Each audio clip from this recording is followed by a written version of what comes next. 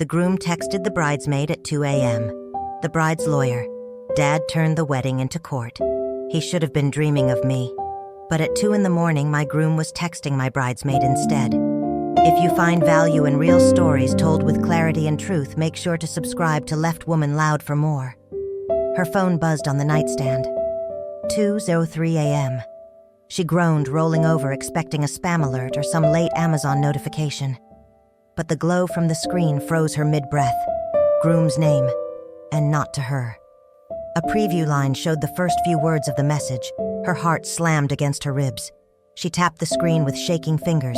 It was short, sharp, unmistakable. Wish it were you in this bed. The recipient, her maid of honor, her best friend since childhood. The room tilted. Her breath came, ragged hands clutched at the sheets as if fabric could anchor her to reality. Tomorrow she was supposed to wear white. Tomorrow she was supposed to stand at the altar, promise forever. Instead, at 2 a.m., she had evidence of betrayal glowing in her hand. Her mind scrambled for context. The late-night work drinks, the way he lingered near her bridesmaid during planning sessions. The inside jokes they claimed were harmless. She had noticed. She had ignored. Now the truth was printed in pixels. She paced the room, phone clutched tight. Should she confront him now? Should she confront her friend? Should she cancel the wedding at dawn? Every option felt like drowning. Every option meant breaking her own heart in front of the world. Through the panic, a memory surfaced: her father at the dinner table, decades as a lawyer sharpening his words. Evidence is everything. You don't accuse until you can prove. And once you can prove, you don't shout. You let the truth speak. She stared at the glowing message. Here it was. Proof. But how to use it, that was the question. The phone buzzed again. Another message lit the screen. From him, to her bridesmaid. Don't leave me hanging. Her stomach turned cold. Her wedding wasn't hours away. It was already over. What she didn't know was that by sunrise, her father would turn that text into Exhibit A and the wedding aisle into a courtroom. The sun rose like any other wedding morning. But inside her chest, panic clawed at every breath. No one else knew. Not yet. She sat at the vanity while makeup brushes dusted her skin. Every smile forced every laugh hollow. Her bridesmaids bustled around, giggling, humming to playlists, sipping mimosas. Her phone lay face down on the counter, hiding the poison that had detonated her heart at 2 a.m. Are you nervous? One of them asked, teasing. She forced a laugh. Nervous is part of the job description. They cheered, clinking glasses. She smiled until her cheeks burned, but inside she was calculating every possibility. Call it off, confront them. Pretend each option spun her deeper into the maze. Her maid of honor, the one he texted, flitted around, adjusting flowers, double-checking timelines. Too perfect, too calm. Their eyes met for a moment. The bridesmaid's gaze darted away too fast. Her stomach twisted. She knows what I saw. Memories crept in. The bridesmaid laughing a little too hard at his jokes. Him brushing her hand once when they passed champagne flutes. Her instinct tugging at the edges of awareness, but each time she had silenced it, because trusting them was easier than believing the alternative. Now she had proof, and silence wasn't safety anymore. Through the haze, her father's voice echoed again. Evidence is everything. Don't rush. Don't explode. Use it when it matters. He was downstairs already sipping coffee, practicing his speech for walking her down the aisle. He had no idea his daughter's wedding was a case waiting to be tried. When the photographer gathered the bridesmaids for a pre-ceremony shot, she froze. The camera clicked. Her maid of honor's arm looped around her waist. The image would show smiles, perfect dresses, glowing faces. But inside her heart screamed, one of these smiles is a lie. Her phone buzzed again on the counter. Another message. Her hands itched to grab it, to expose it, to scream. But she didn't. She just clenched her fists and whispered to herself, not yet. Not until it counts. What she didn't know was that the when would arrive much sooner than she imagined, and the ceremony itself would become the trial. She waited until the others drifted out to grab bouquets, to check on flowers, to post another round of getting ready selfies. The room quieted. Just her, and the maid of honor. The bride closed the door softly, her gown rustling against the floor. Her hands shook, but her voice was steady. Why did he text you last night? The bridesmaid froze eyes wide. "What are you talking about?" The bride held up her phone, the glow of the screen cutting through the silence. "Wish it were you in this bed." The bridesmaid's face drained. "It's not what you think," she stammered. "He's been drinking, he jokes sometimes." "Jokes," the bride hissed. "Jokes don't happen at 2 a.m. Jokes don't land in your inbox when I'm upstairs asleep." Tears welled in the bridesmaid's eyes, but the bride didn't soften. Was it just this once? The silence answered before she did. Finally, the bridesmaid whispered, "It wasn't the first time." The bride's knees nearly gave. Her best friend, the one she trusted with her dress fittings, her secrets, her future, had been part of a betrayal measured in dozens of quiet messages. "How far?" the bride whispered. Her maid of honor shook her head quickly. No, it didn't go that far. Just texts, just flirting." "Flirting," the bride repeated each syllable like glass in her mouth. Memories of childhood sleepovers flashed. College nights spent laughing on dorm beds. The way they promised to stand by each other at every milestone. And now, here at the milestone that mattered most, her best friend had been the one to slice the ground from under her. The bridesmaid reached out trembling. "Please, don't ruin today. It was stupid. It meant nothing." The bride stepped back, her eyes steel. "You already ruined today. I'm just deciding how public it's going to be." The door opened. Another bridesmaid bustled in, arms full of bouquets. Neither woman moved, their eyes locked in a silent standoff. On the counter, the bride's phone buzzed again. Another message. From him. And this time, she wasn't the only one who would see it. What she didn't know was that the next set of eyes on those messages would belong to her father, and he would know exactly what to do. The hallway outside the bridal suite smelled faintly of roses and hairspray. Guests were already arriving, music echoing faintly from the chapel below. But she couldn't breathe. Not until she told him. She found her father in the study off the foyer, adjusting his tie in the mirror. He turned at the sound of her heels, his expression softening.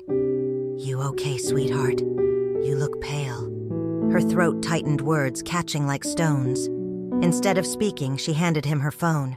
The message glowed on the screen. "Wish it were you in this bed." Sent from the groom. To the maid of honor. Her father's face didn't twitch.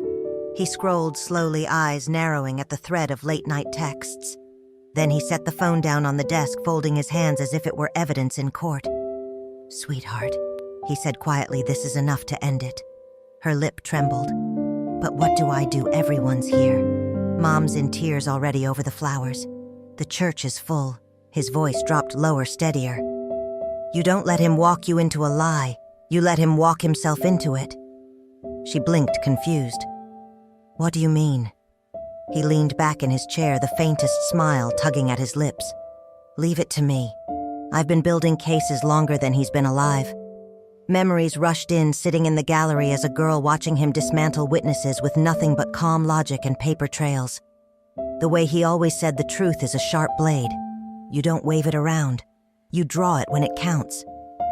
And now the truth was sitting in his daughter's trembling hands. Her father rose, adjusting his cufflinks. "We're not canceling. Not yet. You'll walk down that aisle.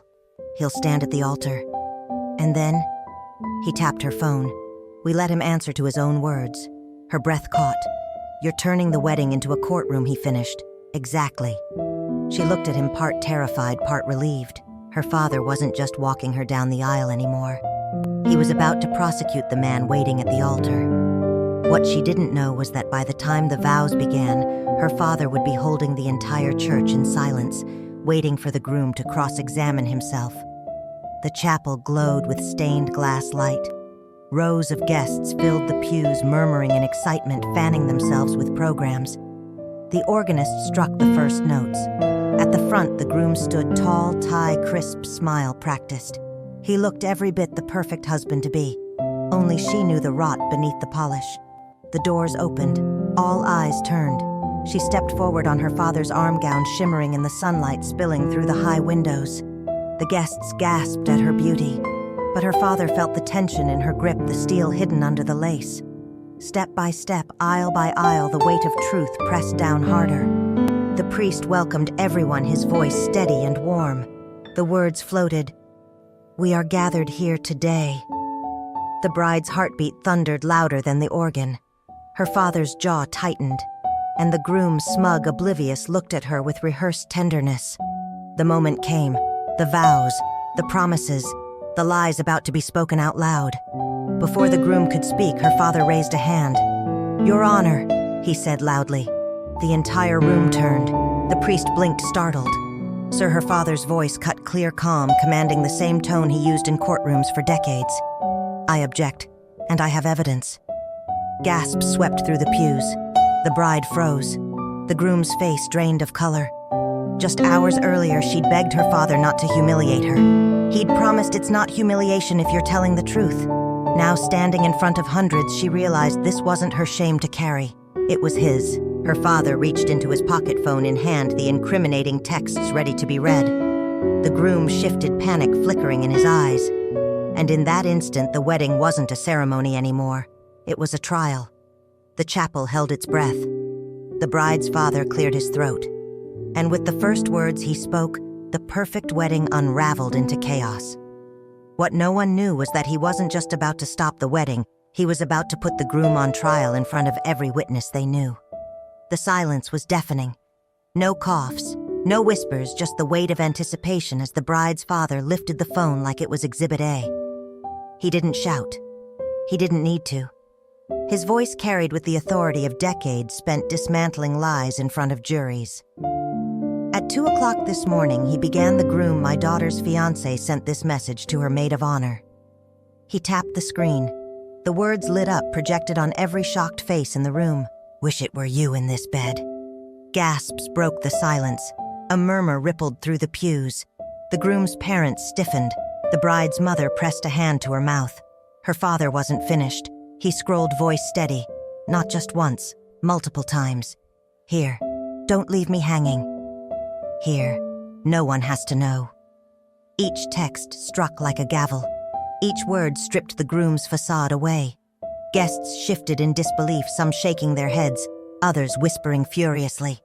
The bridesmaids avoided eye contact, their faces pale. The maid of honor sat rigid, tears pooling but unshed. The bride stood silent beside her father, veil trembling with each breath. "It's not what it looks like," he shouted suddenly, voice cracking. Heads whipped toward him. It was a joke. Just banter, everyone flirts sometimes. Her father raised one brow, his courtroom expression unshaken.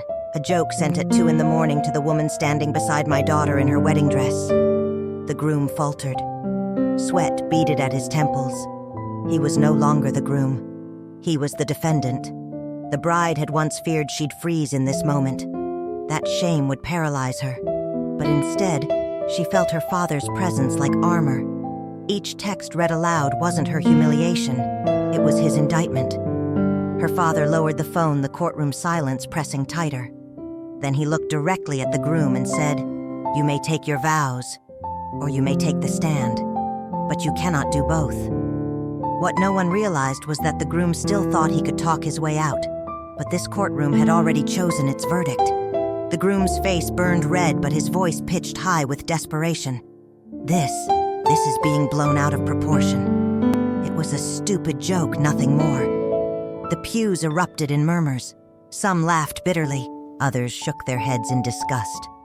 The bride's father stood calmly, arms folded behind his back like a prosecutor giving the defendant enough rope to hang himself. It was banter, the groom insisted, his hands waving. "We'd had drinks after the rehearsal dinner. I wasn't thinking clearly." Her father cut him off smoothly. "Yet you were clear enough to send 3 separate messages over the span of an hour. Consistent intent. Not a slip. A pattern." The groom's mouth opened, then shut again. He pivoted. "Look, it's wedding jitters. People get nervous before big commitments. They say stupid things." Her father's eyes narrowed. Nervous as pacing the floor. Nervous as cold hands at the altar. Nervous as not inviting another woman into your marriage bed before the vows are even spoken. A ripple of agreement swept the pews. He turned suddenly, pointing at the maid of honor. She encouraged it. "She laughed at my jokes," she texted back. "Why am I the only one on trial here?" The room gasped. The bridesmaid covered her face, shoulders trembling. But her father didn't miss a beat. "So in your defense, your best strategy is to humiliate the bride twice by cheating and by accusing her closest friend. Even the priest's lips tightened in disapproval. For the first time, the bride stepped forward. Her voice didn't shake. You weren't nervous, you weren't joking, and you weren't faithful. Her eyes locked on his. You texted my best friend while I slept in the room next door. The room went silent. No excuse could erase that truth she remembered sitting in the back of her father's trials as a girl mesmerized as he unraveled lies thread by thread. And now she stood beside him watching the same unraveling, except this time it wasn't a stranger on the stand. It was the man she almost married. The groom's hands dropped to his sides, eyes darting desperately around the chapel searching for a single ally, but every face was turned away. And then her father spoke the final blow, "Ladies and gentlemen, I rest my case." What the groom didn't realize was that the next verdict would not come from her father, but from the bride herself. The chapel was silent.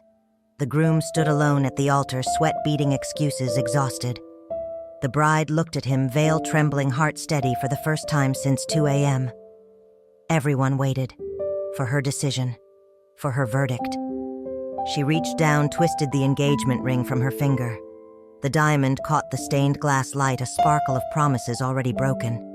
She stepped forward, holding it out between them. Her voice carried clear and sharp. You don't get to text my best friend at 2 in the morning and then marry me at 2 in the afternoon. Gasps echoed. The groom's lips parted, but no words came. She placed the ring gently on the altar, the sound of metal against wood louder than any gavel strike. It wasn't just jewelry she was laying down, it was the weight of lies. She turned her father's steady hand, waiting for her. Guests shifted in their seats, torn between pity and applause. Some looked stunned, others furious on her behalf, but no one stopped her. Not even the priest, who lowered his head in quiet respect. No, wait, the groom sputtered, stepping forward. This doesn't have to end here, we can fix this. But his voice was drowned out by the silence of 100 witnesses who had already judged him guilty. Her father's gaze pinned him in place. The only thing broken here, he said firmly, is the trust you shattered yourself. The bride remembered her father's words when she was young. Never let anyone tell you loyalty means silence. Loyalty means standing with the truth. Now she understood. She wasn't walking away from loyalty, she was walking toward it. To herself. She lifted her veil, squared her shoulders, and walked down the aisle, not toward the man who betrayed her, but away from him. Each step echoed like a verdict delivered. And when she reached the doors, sunlight pouring through, she realized something stunning. The wedding wasn't the beginning of her story. Walking out was. What no one knew was that the aftermath of this public trial wouldn't destroy her life. It would set her free. The chapel doors swung shut behind her. Sunlight hit her face, warm and blinding, a stark contrast to the cold betrayal left behind. Her veil fluttered in the breeze, no longer a symbol of promises but of survival. Her father walked beside her, steady, proud. No jury's applause. No gavel bang, just the quiet dignity of truth. Inside, the crowd buzzed with disbelief. Some whispered about scandal. Others muttered about justice served. But one thing was certain, no one would ever forget the day a wedding aisle became a courtroom, and no one doubted who had won. Back at the altar, the groom stood abandoned. The ring gleamed on the wood where she left it, a relic of a future already buried. He reached for it, then let his hand drop. What was the point? Every eye that once admired him now turned away in disgust. He wasn't just a groom without a bride. He was a man without credibility. Outside, her father placed a hand on her shoulder. "You were brave," he said softly. She swallowed hard. "No, you were." He shook his head. "No, sweetheart. You chose the truth. That was all you." Tears pricked her eyes, but they weren't from heartbreak. They were from relief. She remembered being 10 years old, watching him in court, marveling as he turned lies into rubble with nothing but questions. That day she asked him, "Does the truth always win?" And he'd answered, "Not always.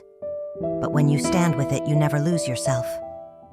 Now, years later, she understood.